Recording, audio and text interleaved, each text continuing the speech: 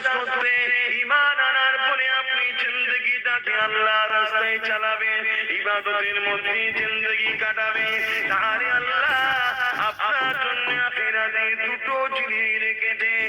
একটা হলো চিরশান্তির জান্নাত, আর একটা হলো জমিন আসমান কায়নাতের লিল্লাহি মা ফিস সামাওয়াতি ওয়া মা ফিল আরদ, তামাম কায়নাতের মালিক আল্লাহ পাকের দিদার।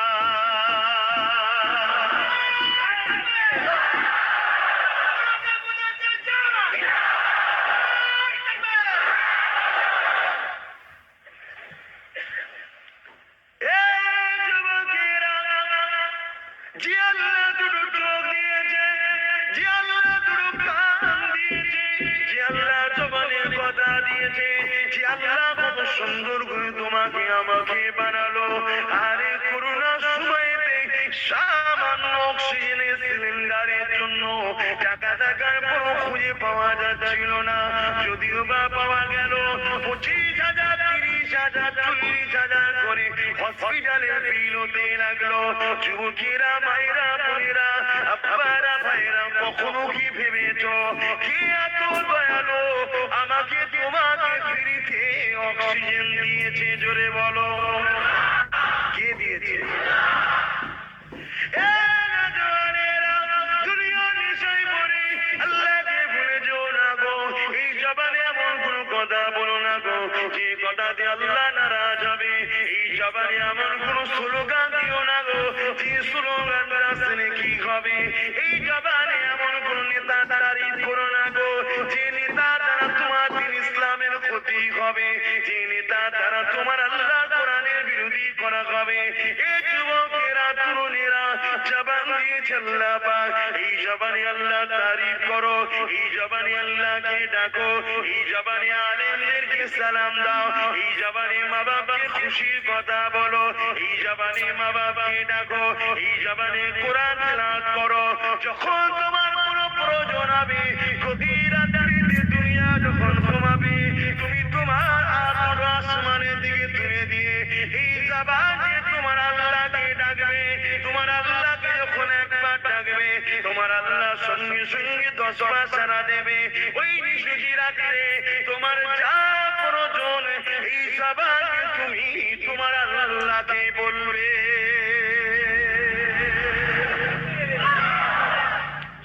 এই জবানের জন্য আল্লাহ কিছু নিয়েছে? আমি কিছু বুঝাচ্ছি যুবকদের, আরে বুঝতে পারছো তো? কিছু নিয়েছে, সব ফ্রি। দুটো কিডনি ফ্রি, হার্ট ফ্রি,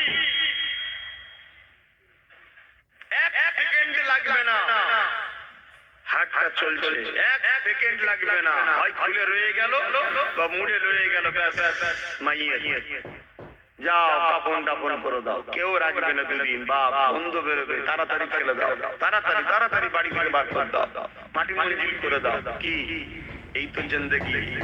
এই জিন্দেগির নেশায় তোমাদের ঠিকানা কোথায় হয়েছে? জান্নাত না জাহান্নাম ভাবো। কোথায় যাচ্ছ, কি করছো ভাবো। বান্দা তোদেরকে আমি সব কিছু দিলাম ফ্রিতে। বান্দা জমিন হলো আমি আল্লাহ আমার, আসমান আমার। হে বান্দা তোর জমিনে গাছ লাগিয়েছি, ওই গাছে ফলন আমি আল্লাহ পাক দিই রে। তোরা আহা করবি, নানা রকম সবজি তৈরি করে দিই রে, নানা রকম ভিটামিন খাদ্য দিয়েছি, নানা রকম সুস্বাদু খাদ্য দিয়েছি, এবং এমন করে নানা রকম পশু তৈরি করেছি যেগুলো তোদের জন্য হালাল করেছি, যেগুলো তোদের শরীরের উপকারে লাগবে রে বান্দা। এ বান্দা, তার আগে কখনো কি তোরা ভাবলি তোমার আব্বা আম্মার মিলনের বিনিময়ে মায়ের রিজিমে তোমার আব্বা শরীরের রস যাবার পরে 40 দিন পর থেকে আকৃতি তৈরি আমি আল্লাহ করলাম, ওতে আমি আল্লাহ জান দিলাম। আস্তে আস্তে দুনিয়া জমিনে তুমি আসবার সময় হলো, আমি আল্লাহ তুই তোদেরকে ভালোবাসি। এ দুনিয়ার বান্দা বান্দি রে, এ সব ধোঁকা ধোঁকা ধোঁকা, ইবলিস তোদেরকে আমার বিরুদ্ধে নিয়ে যেতে চাইছে রে। দুনিয়ার মায়া জানে তোরা জড়িয়ে যাস না রে, এটা আমি আল্লাহ আমার একটা পরীক্ষা। দুনিয়ায় কাকে সন্তান দিয়ে পরীক্ষা করে, কাকে ধন দৌলত দিয়ে পরীক্ষা করে, কাউকে ক্ষমতা দিয়ে পরীক্ষা করি, কাউকে লিডার নেতা বানিয়ে পরীক্ষা করি, কাউকে হারিয়ে দিয়ে পরীক্ষা করি, কারো বাপ মা কেড়ে নিয়ে পরীক্ষা করি, কারো স্ত্রী দিয়ে পরীক্ষা করি, কারো স্বামী জালিম দিয়ে পরীক্ষা করি। হে আমার বাংলা বাঙালি রে, মনে রেখে দেবি তোদের জীবনে একটাই মাকসাদ থাকবে, এই জমিন আসমানের মালিক আমি আল্লাহ মাত্রা সত্য করা। কখনো কি দূরে একবার ভাবলি না দুনিয়া জমিনে দূরে আসবি? আসার আগে তোদের আম্মা জানের গর্ভেতে তোরা যখন ছিলে স্তনে কে দুধ পরিপূর্ণ করে দিয়েছিল, এবং এত সুন্দর সিস্টেম আমি করে দিয়েছি যারা তোদের ছোটবেলায় সাথী গুলো সরু সরু ছোট ছোট পান করতে গিয়ে বৃষ্টি যদি একসাথে বাহির হয় গলে আটকে যে মারা যাবি, নিঃশ্বাস নিতে পারবি না। এই অসংখ্য ছিদ্র দিয়ে আস্তে আস্তে আস্তে আস্তে যতটা তুই ভোগ করতে পারবি, যতটা তুই টানতে পারবি, এ বাংলা আমি আল্লাহ পাক এত সুস্বাদু নিয়ামত খাদ্য তোমার আম্মার স্তনেতে আমি আল্লাহ পাক ভরিয়ে দিয়েছিলাম। বান্দারে সামান্য বড় হয়ে যে আমি আল্লাহকে ভুলে গিয়ে শয়তানের দাসত্ব ঘুরে বেড়াতে লেগেছি, চুরি ডাকাতি বদমাই হারাম ইনকাম করতে লেগেছে। এ বান্দা মনে রেখে দিবি আমার কাছে কিন্তু সবাইকে ফিরে আসতে হবে। শুনছো যুবকরা?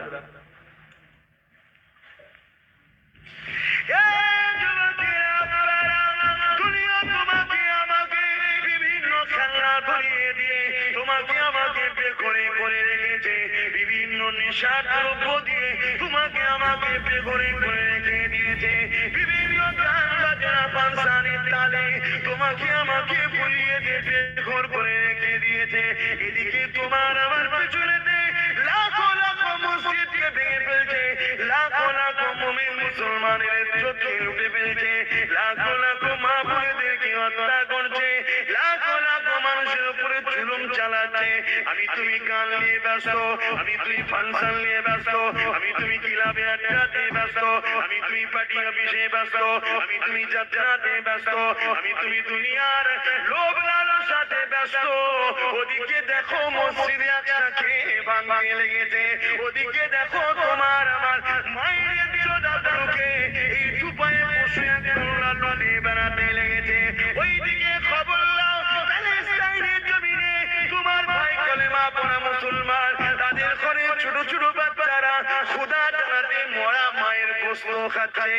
এই যুবকেরা এত নিশা করতে তুমি আমি করে গেছি যে আজ তোমার আমার জন্য কোনটা ভালো, কোনটা বন্ধু, কোনটা দুশ্মন এটাকেই বুঝতে পারছো না। এই নিশার ভোর কিন্তু কেটে যাবে, তার নমুনা মাঝে মাঝে আল্লাহ দেখালো। এই যে করোনা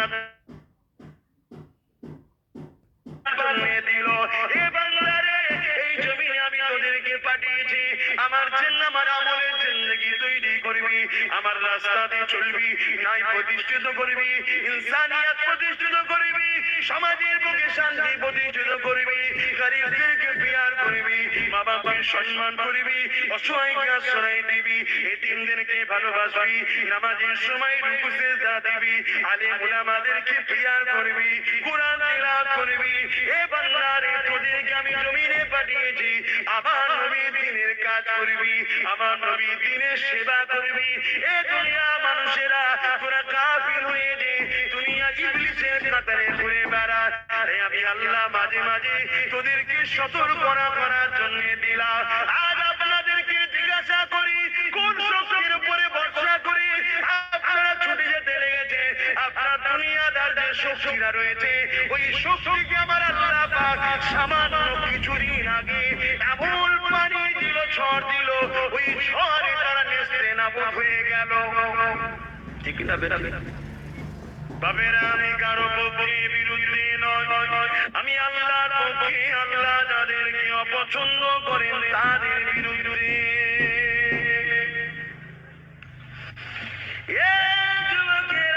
নিজের বলে কিছু নাই গো, তুমি যদি মনে করো এই বয়সটা আমার, এই জিন্দগিটা আমার, কোন বোন যদি মনে করে এই বয়সটা আমার, এই জিন্দগি আমার, এই শরীর আমার, না না না সবই তো এক আল্লাহ গো, তিনি দিয়েছে তিনার থেকে ফিরে যেতে হবে গো। সুম্মা নফিকা উখরা ফাইজা হুম কিয়ামুন ইয়ানজিরুন, আবার সিংহাতে ফুঁক দেওয়া হবে। এমন একটা দিন হবে যেমন নাগল দিলে জমি থেকে আলু ওঠে, ওইভাবে মানুষ উঠতে লাগবে। কোথায় উঠতে লেগেছে? বিচারের দিনে উঠতে লেগেছে। ওই দিনে মা ছেলে হবে না, ছেলে মায়ের হবে না, বন্ধু বন্ধু হবে না, বান্ধবী বান্ধবী হবে না, স্বামী স্ত্রী হবে না, স্ত্রী স্বামী হবে না, কেউ কারো হবে না, সবাই উলঙ্গ হয়ে থাকবে। আসমানের দিকে মুখ, ওপর দিকে মুখ তুলে রাখবে, আল্লাহর আরশের দিকে মুখ তুলে রাখবে। এ যুবকেরা, তরুণেরা, ভেবে কি দেখেছো তুমি? কাল আমার মৃত্যু হবে কি জানি না, তোমার মৃত্যু কাল হবে কি জানো না। কি জবাবটা দেবে তুমি কবরের জমিনে গিয়ে? কবরে তোমার কেউ যাবে না গো, যার জন্য তুমি লড়াই করো সেও যাবে না, তোমার বাপ মা যাবে না, স্ত্রী ছেলে ভুলে যাবে না, স্বামী স্ত্রী কেউ যাবে না গো। ওই কবরের জমিনে তুমি যখন যাবে, একা তোমাকে ডাকতে হবে। তুমি যদি আল্লাহকে খুশি করে যাও, তুমি যদি নবীকে খুশি করে যাও, এই জমিনে মা বাপকে ভালোবেসে যাও, এই জমিনে দেবকে আশ্রয় দিয়ে যাও, এই জমিনে স্ত্রীকে প্যার করে যাও, এই জমিনে অসহায়দের আশ্রয় দিয়ে যাও, এই জমিনে বড়দের সম্মান দিয়ে যাও, এই জমিনে হালাল খেয়ে যাও, এই জমিনে আল্লাহর আইনের পক্ষে চলো, এই জমিনে সুদ ঘুষ জেনা ব্যভিচারী মদের মতো জঘন্য হারাম জিনিসকে ঘৃণা করে যাও, এবং যারা এইগুলোকে প্রতিষ্ঠিত করতে চায় তাদেরকে যদি বিরোধী করে যাও, না পারমানি করে যাও, তাদের বিরুদ্ধে লড়ে যাও। এ যুবকেরা, দুনিয়া জমিনে তুমি যদি আল্লাহকে রুকু সিজদা দিয়ে যাও, রোজা রেখে যাও, কুরআন তিলাওয়াত করে যাও, আল্লাহ ওয়ালাদের সোহবত উঠা বসা করে যাও, নবীর প্রেমটা যদি মুখে করে নিয়ে যেতে পারো, ওই কবরের জমিনে কেউ তোমার যাবে না। কিন্তু বুখারী মুসলিম বলে দেয়, আল্লাহ নবী তোমার কবরে আসবে।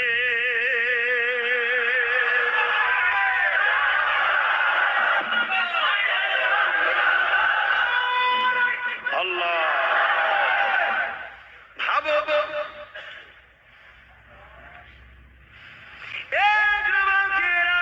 সবকিছু আল্লাহ ফিরিয়ে দিয়েছে গো।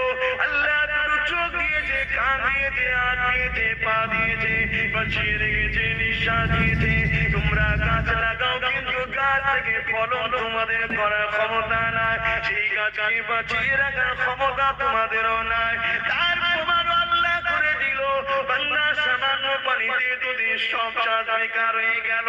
এ বান্দারে, সবকিছুর মালিক আমি আল্লাহ, আমি তোদেরকে জানিয়ে দিয়ে যাই, তোরা যদি আমার ইবাদত করিস, আমাকে সিজদা করি, তোরা যদি আমার কথা মেনে চলি, তোরা চিন্তা করবি না, আমি আল্লাহ তোদেরকে গায়েব থেকে রিজিকের ব্যবস্থা করে দেব। দুনিয়ার কার কি হবে আমি আল্লাহ তোদেরকে জানিয়ে দিই, তোদের কোনো চিন্তা থাকবে না। এ যুবকেরা, তরুণেরা, সবকিছুই আল্লাহ ফিরিয়ে দিল। বান্দা আল্লাহ বলে দিয়েছে দুটো জিনিস কিন্তু ফিরিতে পাবি না, একটা হলো আমার জান্নাত, আর একটা হলো আমার দিদার। কি করতে হবে আল্লাহ এই দুটোকে পেতে গেলে? আল্লাহ জানিয়ে দিল, বান্দারে, এর বিনিময়ে দুটো জিনিস তোদেরকে আমাকে দিতে হবে। কি দিতে হবে আল্লাহ? বান্দারে, তোর মালটাকে আমার রাস্তায় দে। ও রব্বি আল্লাহ, মাল তো আপনি দেন, রিজিক তো আপনি দেন, বান্দারে ওটাকে আবার আমার রাস্তায় খরচ কর। আল্লাহ আপনার রাস্তা বলতে তুই হালাল রাস্তাতে খরচ করবি, মসজিদে খরচ করবি, মাদ্রাসায় খরচ করবি, ওয়াজের মাহফিলে খরচ করবি, তোর বাচ্চাকে কাপড় কিনে দিবি, তোর বাচ্চার খাবারের পিছনে খরচ করবি। এ বান্দারে, ওখানে গুনাহ নাই। কোন স্বামী বাপ যদি তার বাচ্চার পিছনে হালাল রাস্তায় খরচ করে, আল্লাহ পাক এই খরচটাকে একটা ইবাদত নেকি বানিয়েছে। এ বাংলারে, তোর অর্থ আমি দিয়েছি, ওই অর্থটাকে আমার রাস্তায় খরচ কর। এর মানে মা বাপের পিছনে খরচ কর, এর মানে স্ত্রীর পিছনে খরচ কর, এর মানে গরিবের পিছনে খরচ কর, এর মানে নাই রাস্তাতে খরচ কর। কিন্তু বান্দা, আমি টাকা দিলাম, তুই ফাংশনে খরচ করবি, যাত্রায় খরচ করবি, বান্দারে মনে রেখে দিবি, তারপরও ধন দৌলত কিন্তু আমি কিনে নেব, বিনিময়ে কিন্তু জাহান্নাম দেবো। আর তুই যদি নাই রাস্তায় খরচ করি, ইসলামের জন্য খরচ করি, এ বান্দা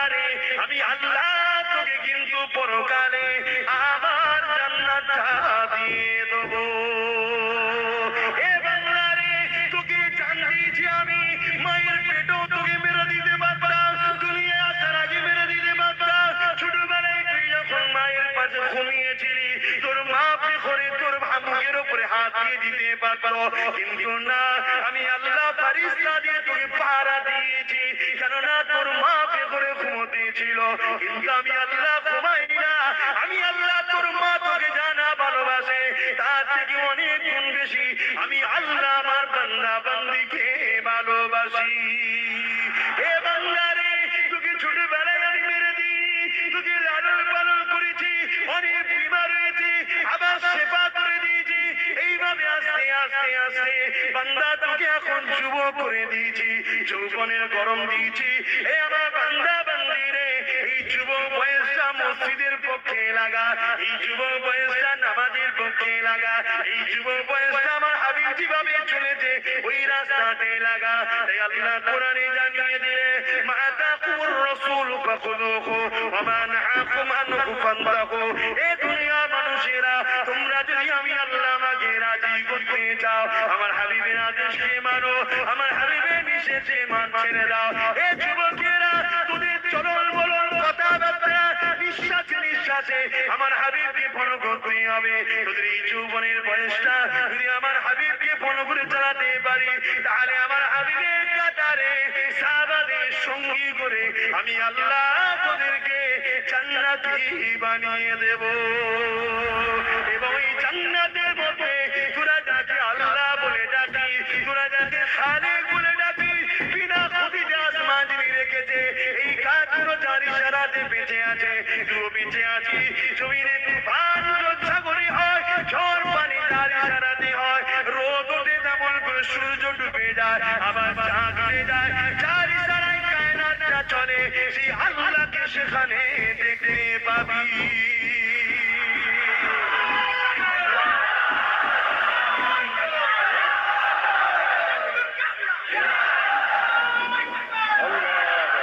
বলো যুবকেরা, কি করবে? পরিবর্তন হবে না বেকার জলসা করছো? পরিবর্তন হবে। আর সময় রাস্তা করতে করতে সময় চলে যাচ্ছে। বলো, যে কোনো বসে আছে, যেগুলো গেলে ভাবে বলেন, পরিবর্তন হবেন না হবে? হ্যাঁ, মাথায় টুপি দেন, মুখে দাঁড়িয়ে রাখেন, নামাজ পড়েন, রোজা রাখেন, মা বাপকে ভালোবাসেন, হালাল ইনকাম করে, লাখপতি কেন কোটিপতি হন, কোনো অসুবিধা নেই, কিন্তু হালাল ইনকাম, হালাল ইনকাম। একটা জায়গায় 10টা হালাল বিজনেস করুন, মায়ের দোয়া নেন, ওলি আউলিয়াদের দোয়া নেন, দিয়ে শুরু করুন কারবার, ব্যবসা বাণিজ্য। তবে আমি আপনাদেরকে বলে যাবো, বেশি খুলে বলবো না, টাকা পয়সা বেশি রাখবেন না। কথা বুঝছেন না? বোঝেন না? দুদিন পরে টাকা চলবে না, এটা মনে রেখে দেবেন। আজকে বলে যাচ্ছি, পরে বলতে পারবেন। টাকা পয়সা রাখবেন না, যদি রাখতে হয় জমি জায়গা কিনে রাখুন, সোনা টোনা রাখুন, টাকা রাখবেন না, ওই টাকা দুদিন পরে বন্ধ হয়ে যাবে, তখন কিন্তু কপাল ফেটে যাবে। অনেক কিছু বলে যায়, অনেক কিছু ব্যাপার আছে যেগুলো আম সমাজে বলা যায় না, বললে অসুবিধা আছে। যারা এইসব প্ল্যান করছে, তো কি ভাবছেন এখানেও কি নাই মনে করছেন দাজ্জালের লোক? কথা বুঝে আসছে না? তাহলে অনেক অনেক ব্যাপার। ভালোবাসেন, এতটুকু ইশারা দিয়ে বুঝলেন। আরো বেশি বিস্তারিত জানতে চান, প্রেম প্রকাশ হয় না, গোপনে হয়, তাই তো নাকি? আসবেন খানকা শরীফে বসে আলোচনা।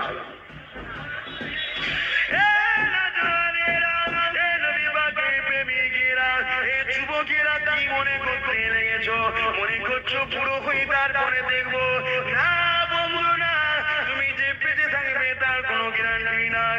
মনে রেখে দিও, কেমনটা বড় কঠিন হবে গো, যেদিনে তোমার কল্যাণ করে নেতা মন্ত্রী লিডারে কাউকে পাওয়া যাবে না গো, যেদিনে দুনিয়া জমিনে তোমার কোনো পীর মশাই এবং তোমার আত্মীয় স্বজন বাপ মা কেউ তোমার দুনিয়াদাররা কাজে লাগবে না।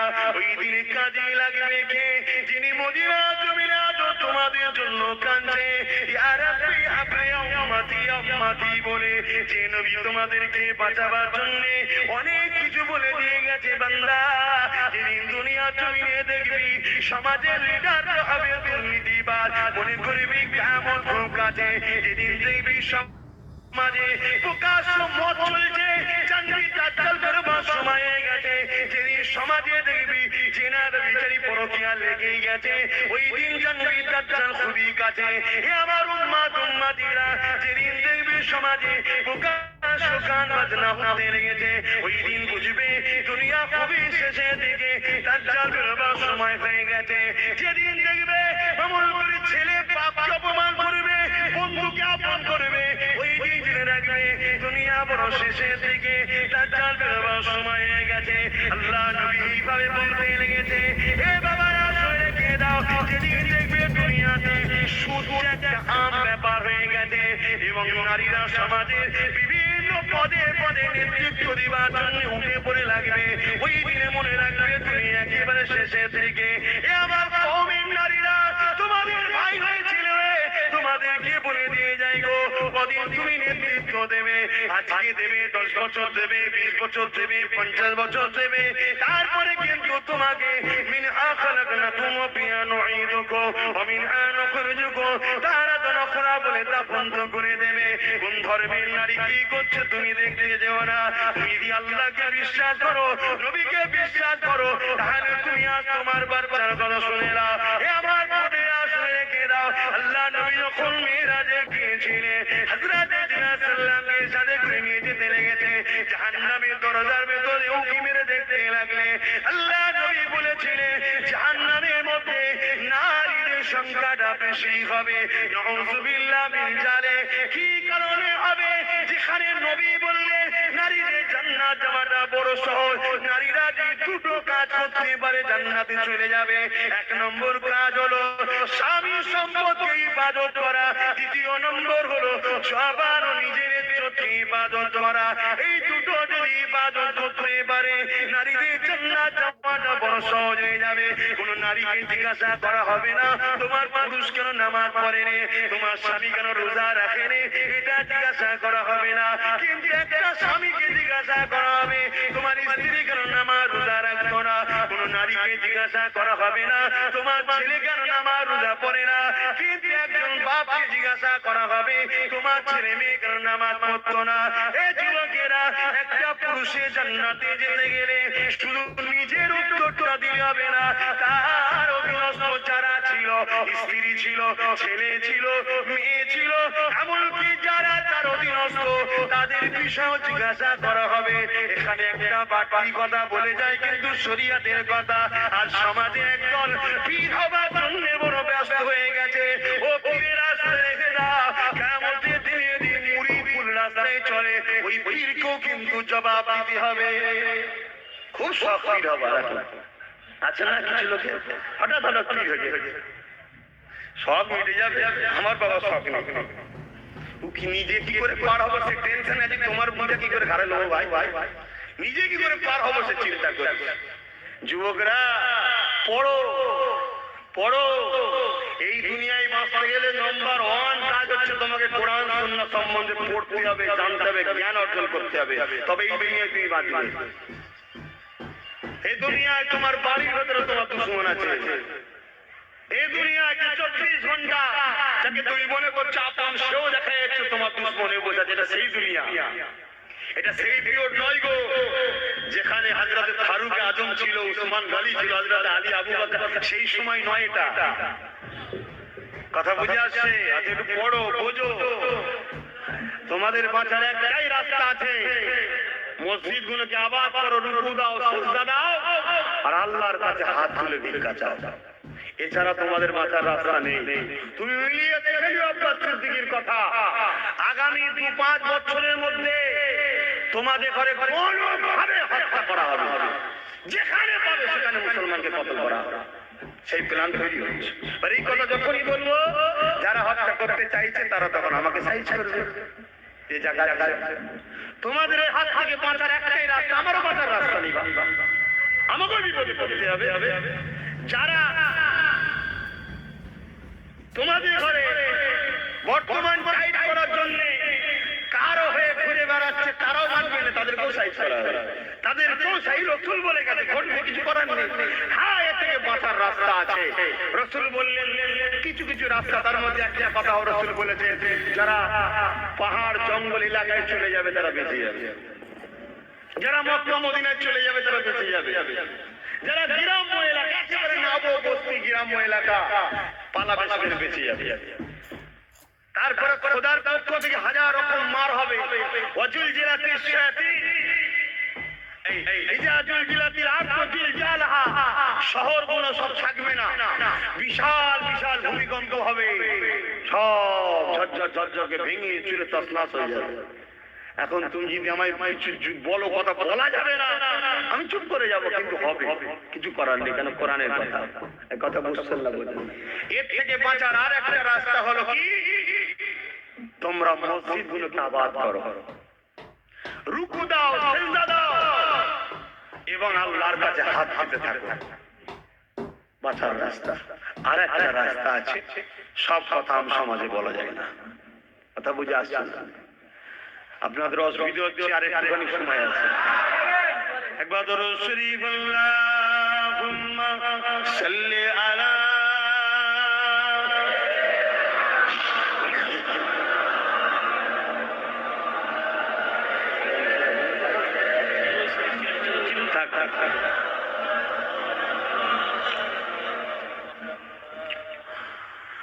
आने वालों ये तो बताओ शहर मदीना कैसा है, आने वालों ये तो बताओ शहर मदीना कैसा है, सर उनके कदमों में रख कर, सर उनके कदमों में रख कर झुक कर जीना कैसा है, आने वालों ये तो बताओ शहर मदीना कैसा है, गुंबद खजरा के साए में बैठ के तुम तो आए हो, गुंबद खजरा के साए में बैठ के तुम तो आए हो, गुंबद खजरा के साए में बैठ के तुम तो आए हो, उस साए में रब के आगे, उस साए में रब के आगे सिजदा करना कैसा है, आने वालों ये तो बताओ शहर मदीना कैसा है, अल्लाहुम्मा सल्ली अला सल्ली अला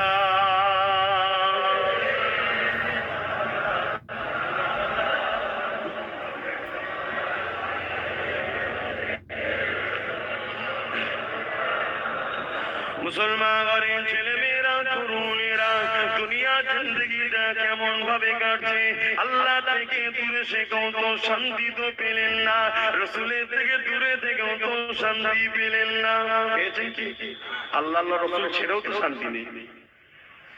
ও যুবকেরা, বাপেরা, মায়েরা, বোনেরা, আল্লাহ যে ছেড়ে দেবে সেও মারা যাবে, আল্লাহকে যে ধরে রাখবে সে ইন্তেকাল করবে, আল্লাহ নাফরমানি গো আল্লাহ দুনিয়াতে খাবে, আল্লাহর পক্ষে যে থাকবে তাকেও আল্লাহ দুনিয়ায় খাবে। তবে দুনিয়া জমিনে একটু যদি কষ্ট করতে পারো, একটু যদি ধৈর্য ধরতে পারো, এ যুবকেরা মৃত্যুর পরে কবরের জমিন থেকে তোমার আর কোনো চিন্তা থাকবে না গো। আর দুনিয়া জমিনে আল্লাহকে ছেড়ে দাও, রাসূলুল্লাহকে ছেড়ে দাও, তাহলে আখিরাতের জমিনটা বড় কষ্ট হবে।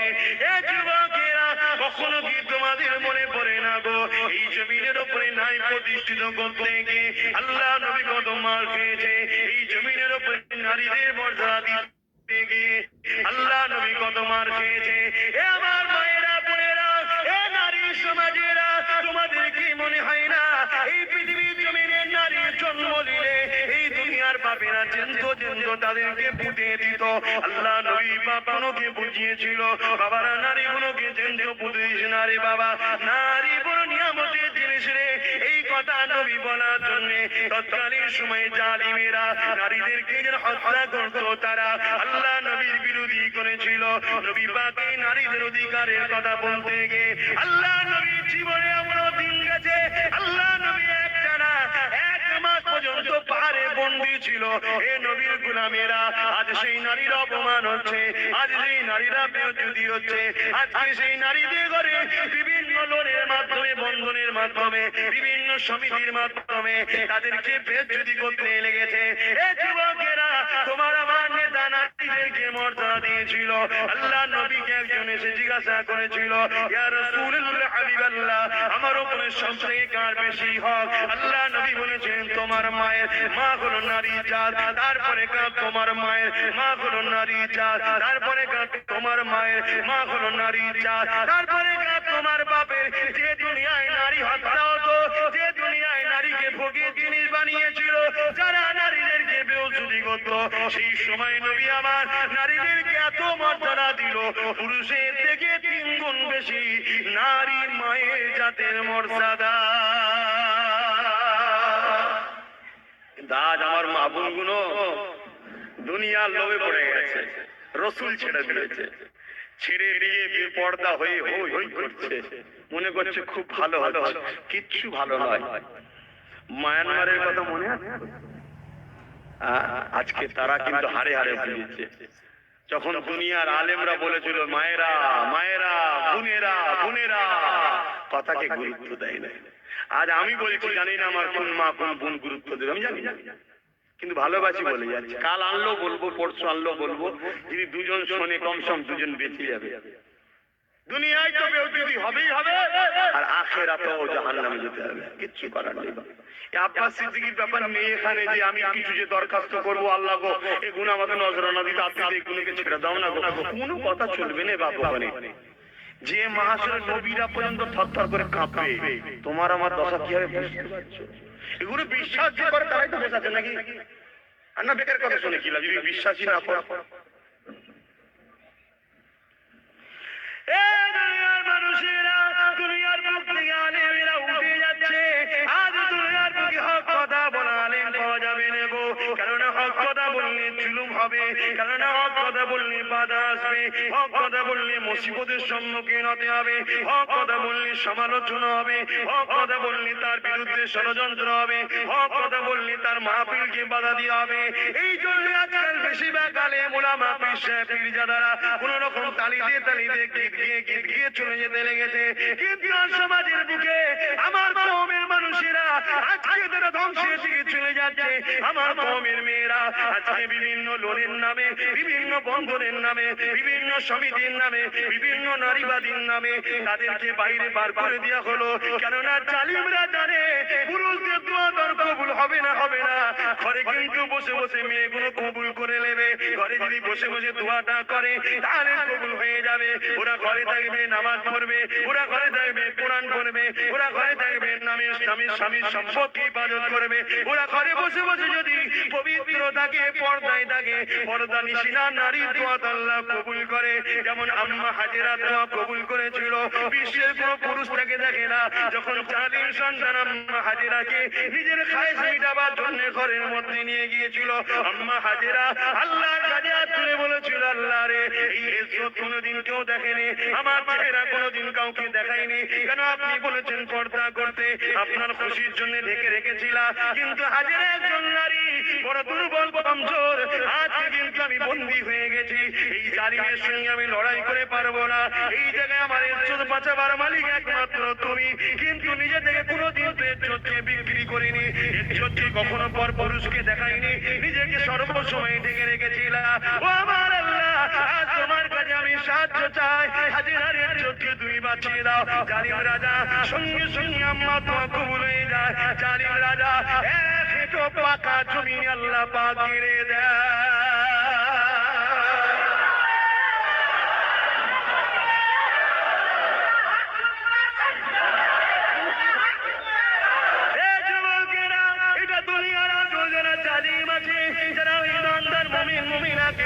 করতে চায়, যারা ইংলিশের রাজত্ব কায়েম করতে চায়, যারা ইংলিশের সন্ত্রাসী পোনা পৃথিবীতে চালাতে চায়, যারা নারীদের ব্যবসা করতে চায়, যারা নারীদের বিক্রি করার করার জন্য লাইসেন্স পর্যন্ত দেয়।